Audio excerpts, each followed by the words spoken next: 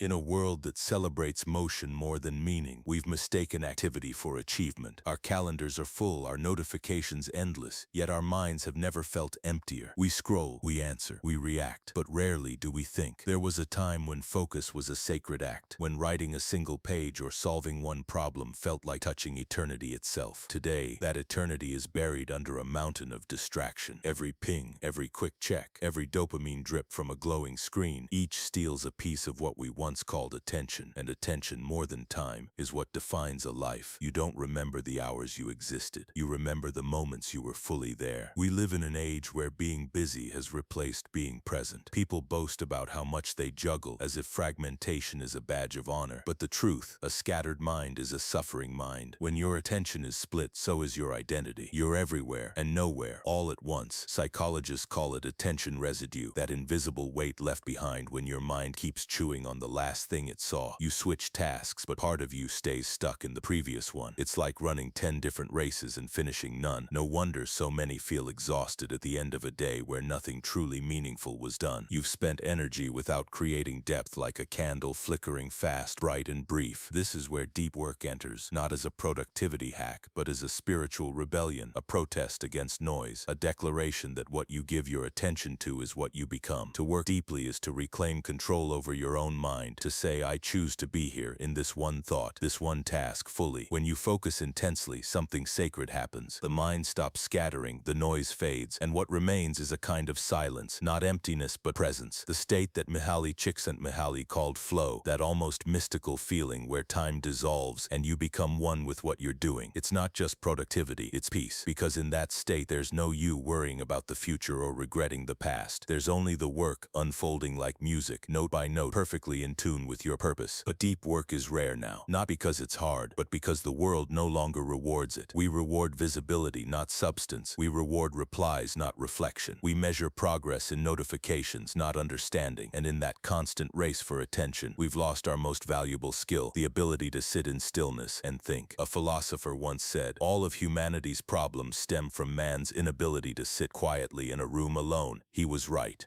Because solitude isn't emptiness, it's a space where the mind can finally breathe. Yet most people fear it. They fear the silence, because in silence the mind begins to speak. It asks uncomfortable questions about purpose, meaning, and the gap between who you are and who you could be. So we run. We run toward noise, toward anything that numbs us from hearing ourselves. But imagine, just for a moment, a life built on depth instead of distraction. A life where focus isn't rare, it's natural. Where every hour of attention feels like planting something eternal. That's what deep work really means. It's not about working harder, it's about working consciously. It's choosing creation over consumption, silence over scrolling, mastery over mediocrity. And in a world drowning in noise, that choice, that quiet decision to go deep, might just be the most radical act of freedom left. When was the last time you were so immersed in something that you forgot to check the time? Your mind wasn't wandering, you weren't thinking about yesterday or tomorrow, you were simply there. That state, where hours dissolve into minutes, is called flow. It's the closest thing we have to modern transcendence. Psychologist Mihaly Csikszentmihalyi devoted his life to studying it, and his discovery was both simple and profound. Humans feel their best not when they rest, but when they stretch. When you're fully engaged in a meaningful challenge, something just difficult enough to test you, your brain enters a symphony of order. Neurons synchronize, noise disappears, and for a brief moment life makes sense. In flow, the chatter in your head goes quiet. Self-consciousness fades. You stop asking, am I doing enough, or am I good enough? Because you're not measuring yourself anymore, you're simply doing. It's the purest form of presence, and presence is the antidote to almost every modern illness, anxiety, distraction, emptiness.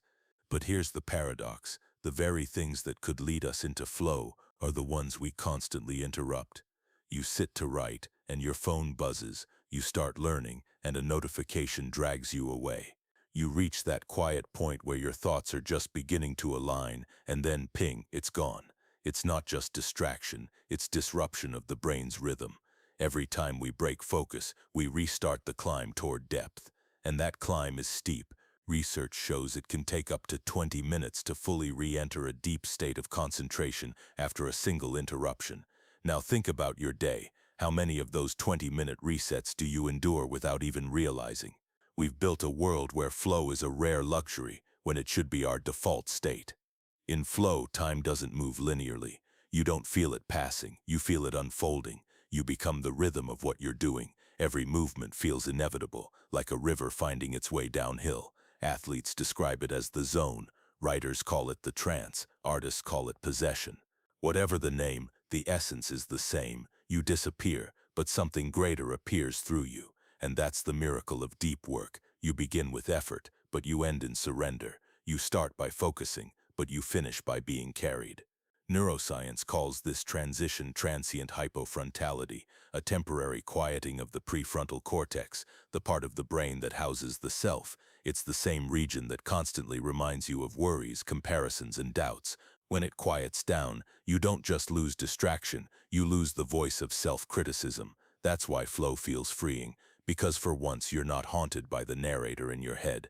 You're no longer the observer, you're the act itself. But modern life doesn't allow for surrender. We've replaced immersion with simulation. We simulate connection through messages. We simulate meaning through metrics. We simulate achievement through activity. We live as though the appearance of doing something matters more than the depth of actually doing it. And in that endless simulation, our nervous systems have forgotten what stillness feels like. That's why flow, ironically, now feels foreign, even though it's the most natural human state. Children slip into it easily. Adults, meanwhile, have to fight through noise to find it again.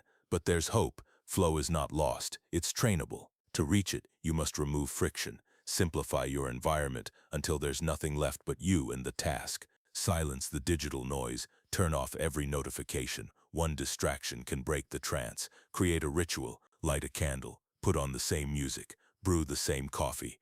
Teach your brain, this means we're going deep. Work in stretches of time. 45 minutes of true focus is worth more than 5 scattered hours. Challenge yourself slightly beyond comfort.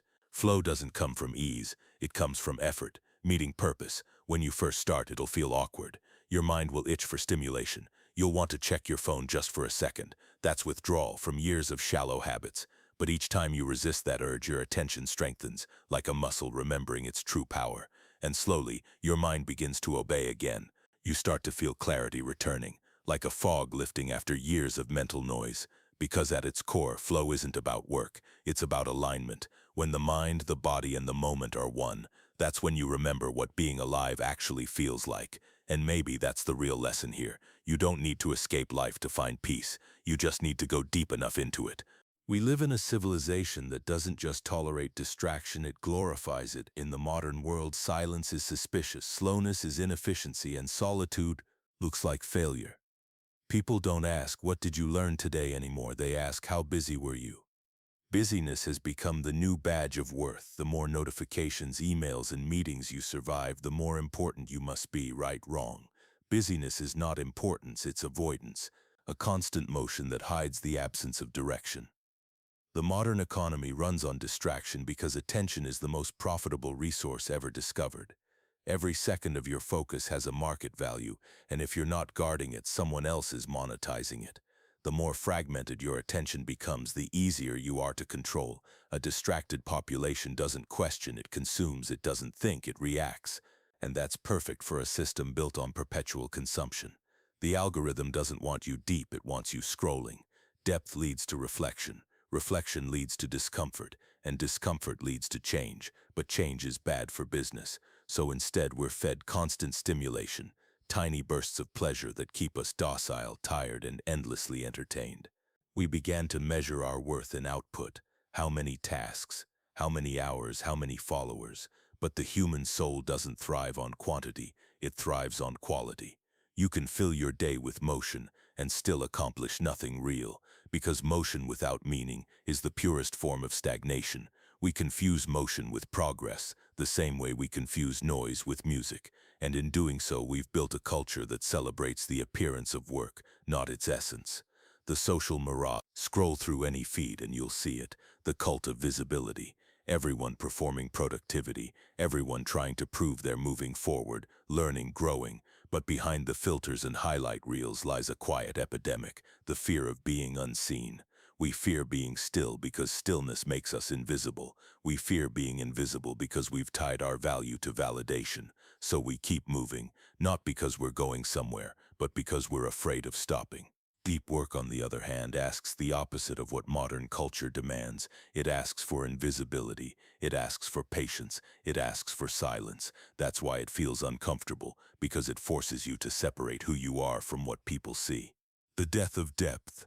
In a world that measures everything, we've lost our ability to measure what matters. We know our screen time, our likes, our followers, but not our clarity, peace, or purpose. We call it progress, but it's regression in disguise. Philosopher Byung-Chul Han described modern society as a burnout culture, a civilization where people exploit themselves willingly, chasing performance until they collapse, where freedom turns into pressure and self-expression becomes self-surveillance. We've become our own overseers, checking our metrics, chasing our engagement, living not to be but to appear. Deep work, then, is not just a productivity method, it's rebellion. It's a silent act of defiance against a system that profits from your fragmentation. It's a refusal to let your mind be colonized by constant noise. Every moment you spend in true focus, you're reclaiming a piece of yourself that the world tried to monetize. When you work deeply, you're saying, I will no longer be part of the performance. I will produce something real, even if no one sees it. Because the truest things, insight, art, wisdom, are often born in obscurity. Not in the spotlight, but in the quiet hours when no one's watching. Depth is a political act. To live deeply today is to resist a world designed to keep you shallow. It's to stand still in a stampede, to choose silence in an age of shouting, to say, I will think before I share, I will create before I consume. That's the revolution, not the loud, fiery kind, but the slow, unprofitable one. The revolution of presence. Because if you can truly pay attention, if you can see the world clearly without filters or noise, you become unmarketable, unprogrammable, free.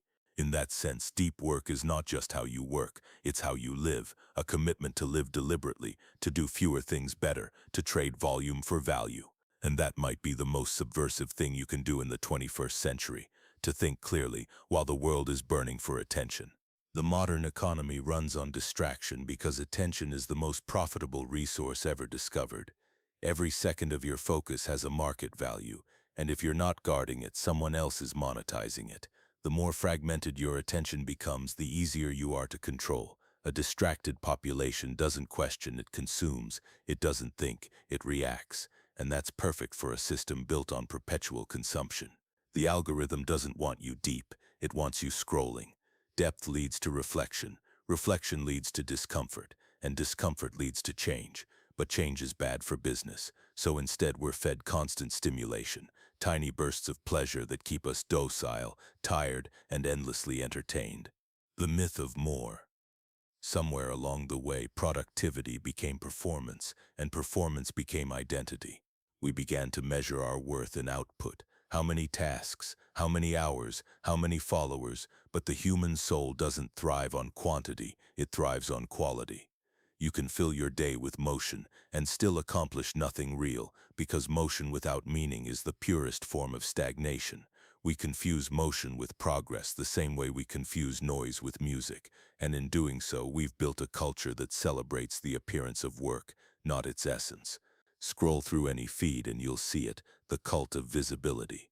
Everyone performing productivity, everyone trying to prove they're moving forward, learning, growing.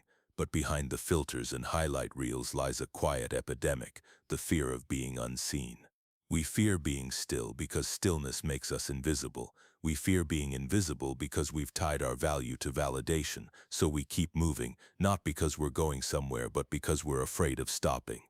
Deep work, on the other hand, asks the opposite of what modern culture demands. It asks for invisibility, it asks for patience, it asks for silence. That's why it feels uncomfortable, because it forces you to separate who you are from what people see. The death of depth. In a world that measures everything, we've lost our ability to measure what matters. We know our screen time, our likes, our followers, but not our clarity, peace, or purpose. We call it progress, but it's regression in disguise. Philosopher Byung-Chul Han described modern society as a burnout culture, a civilization where people exploit themselves willingly, chasing performance until they collapse, where freedom turns into pressure and self-expression becomes self-surveillance. We've become our own overseers, checking our metrics, chasing our engagement, living not to be, but to appear. Deep work, then, is not just a productivity method, it's rebellion. It's a silent act of defiance against a system that profits from your fragmentation. It's a refusal to let your mind be colonized by constant noise. Every moment you spend in true focus, you're reclaiming a piece of yourself that the world tried to monetize. When you work deeply, you're saying, I will no longer be part of the performance. I will produce something real, even if no one sees it. Because the truest things, insight, art, wisdom, are often born in obscurity, not in the spotlight, but in the quiet hours when no one's watching. Depth is a political act. To live deeply today is to resist a world designed to keep you shallow. It's to stand still in a stampede, to choose silence in an age of shouting, to say, I will think before I share, I will create before I consume. That's the revolution. Not the loud, fiery kind, but the slow, unprofitable one. The revolution of presence. Because if you can truly pay attention, if you can see the world clearly, without filters or noise, you become unmarketable, unprogrammable, free. In that sense, deep work is not just how you work, it's how you live. A commitment to live deliberately, to do fewer things better, to trade volume for value. And that might be the most subversive thing you can do in the 21st century, to think clearly while the world is burning for attention. We've spent so long running from silence that we've forgotten what it sounds like. We scroll before we think. We react before we feel. We speak before we understand. But silence isn't the absence of life, it's where life begins to make sense. Every meaningful thought you've ever had was born in stillness. Every breakthrough, every moment of clarity, every realization, all emerged when the noise finally faded. The modern world teaches us to fill every empty space, but wisdom grows only in the spaces we refuse to fill. The mental detox. The first step toward reclaiming depth is detoxing the mind. That doesn't mean abandoning technology or living in a cabin. It means taking control back, teaching your brain that not every impulse deserves a reaction.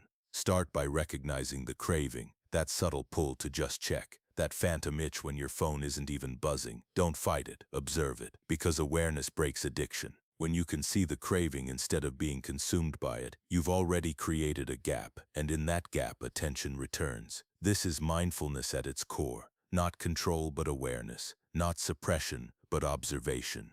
The goal isn't to eliminate noise, it's to make peace with silence again. Conscious silence. Most people think silence is empty, but true silence is full of meaning, full of truth, full of presence.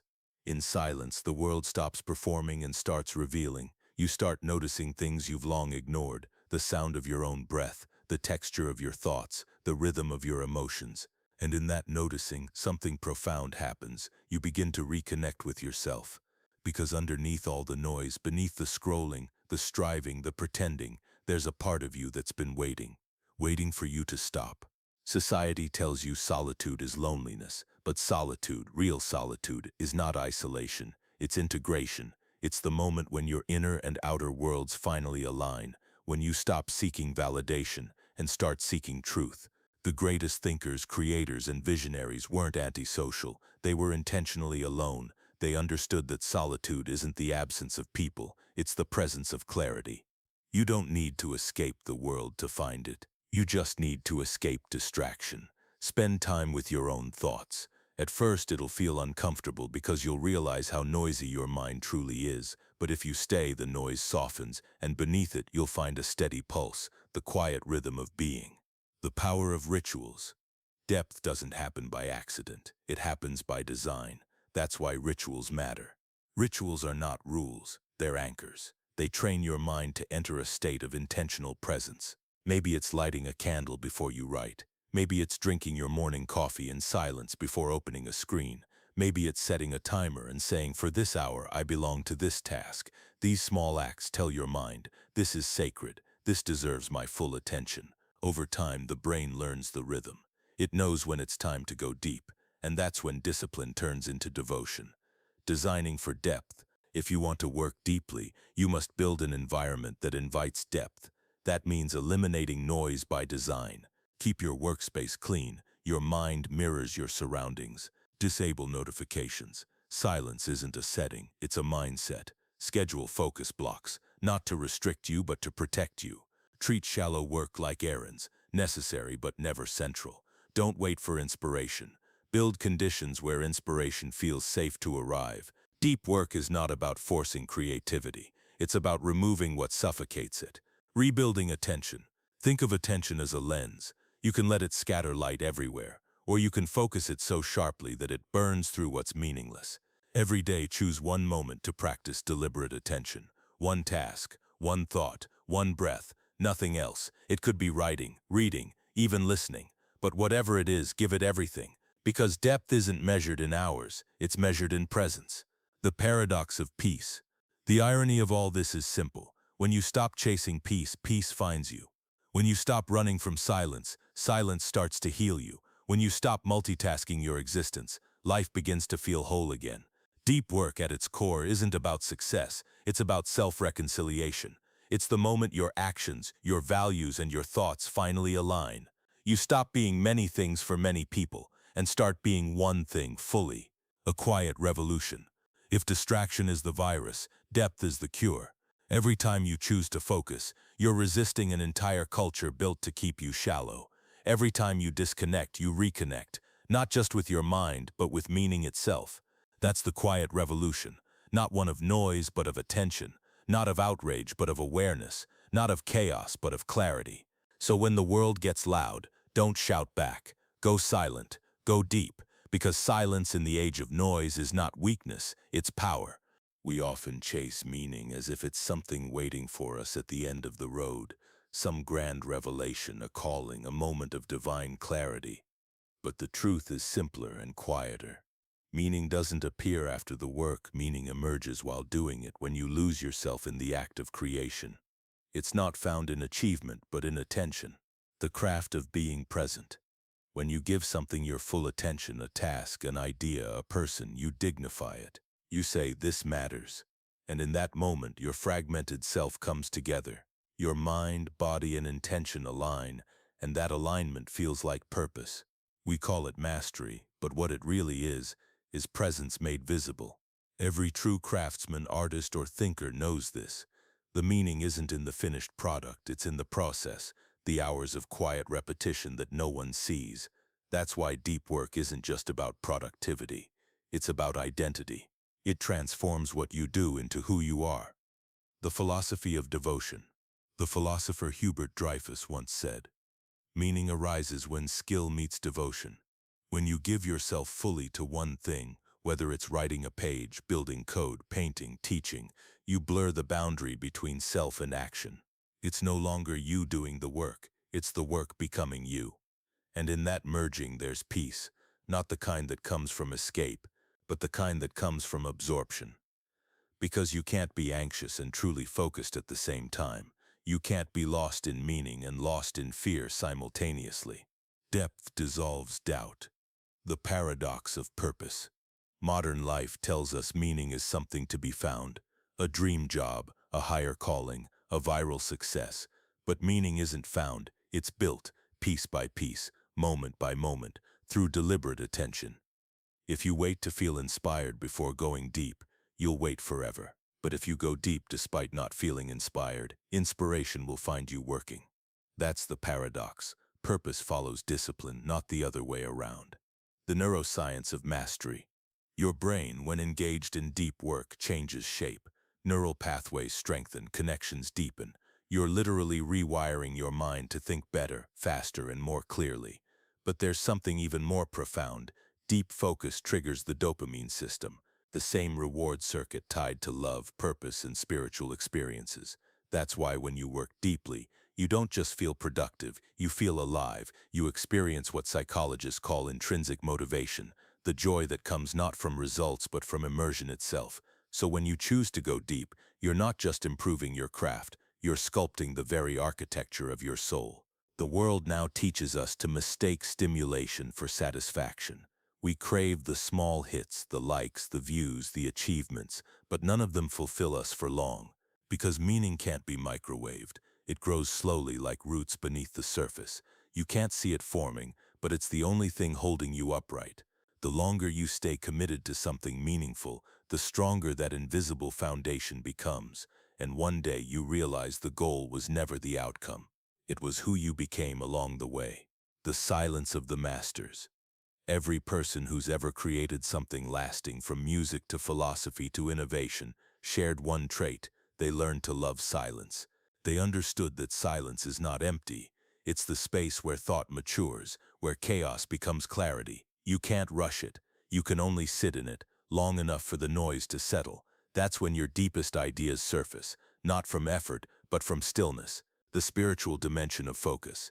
Deep work isn't just mental discipline, it's spiritual practice, because when you focus fully, you're surrendering control. You're saying, I trust this moment to reveal something greater than my thoughts. That surrender is sacred. It's what monks call contemplation, what artists call inspiration, what scientists call insight. Different names, same truth. When you give your full attention, you touch something beyond yourself. Why depth feels like peace. Shallow work keeps you moving, but deep work keeps you becoming. When you immerse yourself in one meaningful act, the anxiety of choice fades. You're no longer haunted by what-ifs, because you've already chosen, and in that choice you find freedom. The world outside may still be chaotic, but inside there's quiet certainty, and that's what real peace feels like. Not the absence of noise, but the mastery of focus. At the end of the day, deep work is not about output, it's about becoming infinite in a finite world. Every focused act, every moment of full presence is a rebellion against time itself, because when you go deep enough, you step outside of it. Time stops being something you chase, it becomes something you inhabit. And in that stillness, you realize meaning was never somewhere else. It was always right here, waiting beneath the noise, beneath the surface, beneath you. There comes a point when deep work stops being a practice and becomes a perspective, a way of seeing, a way of being. You begin by focusing on tasks, but end by focusing on truth. At first, you train your mind to resist distraction. Then you realize distraction was never just around you. It was inside you. The endless urge to check, to compare, to escape. It's not just digital. It's emotional. It's spiritual. We don't fear missing out on notifications. We fear missing out on ourselves. From doing to being. Deep work starts as something you do, but over time it becomes something you are. It changes the way you walk, the way you think, the way you love. You stop living in fragments. You start living in presence. Every conversation becomes deeper. Every silence becomes meaningful. Even the smallest acts, making tea, writing a note, walking outside, start to feel sacred. Because when attention deepens, life itself deepens. You begin to realize that focus is not just for work, it's the foundation of awareness, and awareness is the birthplace of meaning. The discipline of slowness. In a world obsessed with acceleration, slowness becomes a superpower. When you slow down, you start to see the invisible threads connecting things. How small choices ripple through your days, how presence transforms ordinary moments into art. To live deeply is to refuse to rush what matters.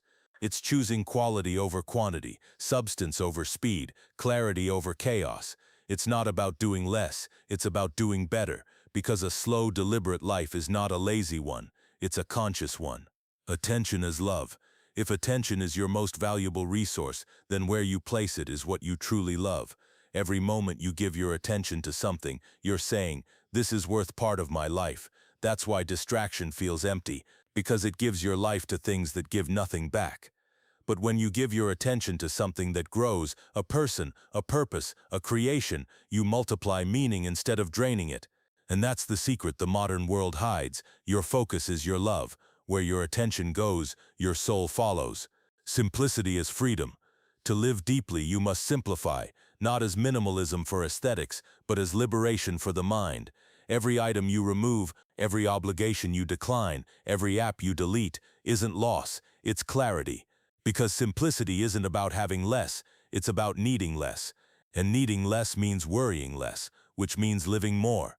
Building a life that invites depth. To make depth a way of life, you have to design your days to support it. That doesn't mean cutting yourself off from the world, it means connecting differently.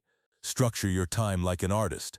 Mornings for creation, afternoons for reflection, evenings for stillness. Create boundaries that protect your best energy. Guard your attention the way others guard their wealth, because once lost, attention is harder to earn back than money. Depth doesn't demand isolation, it demands intention. The cost of shallow living. When you look back at your life, you won't remember the times you were busy. You'll remember the times you were alive. Alive, not scrolling, not performing, not rushing, but present. Shallow living is easy, but it leaves no trace. Deep living, on the other hand, is difficult, but it leaves meaning behind. It's the difference between a spark and a flame. One burns fast, the other warms everything around it. The harmony of depth. To live deeply is to live in harmony with time. You stop chasing hours, you start inhabiting them. You stop measuring days, you start feeling them. Each moment stops being a means to an end and becomes an end in itself. That's the quiet miracle of depth. It turns ordinary existence into a living meditation.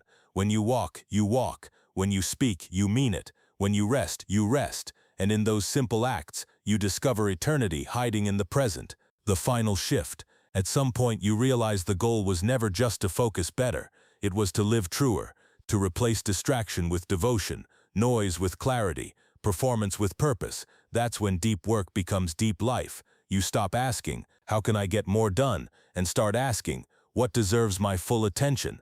That's the real transformation, not efficiency, but essence. Because when every act, every thought, every word carries your full presence, you're no longer chasing meaning, you are meaning. There was a time when silence was everywhere. In the spaces between words, in the pauses between heartbeats, in the sky before dawn. We didn't fear it, we lived in it. Now silence has become the rarest luxury. Every sound, every screen, every scroll competes to fill the space that once belonged to us, and yet deep inside a part of you still remembers. The stillness before the noise, the calm before the feed, the version of yourself that could just be.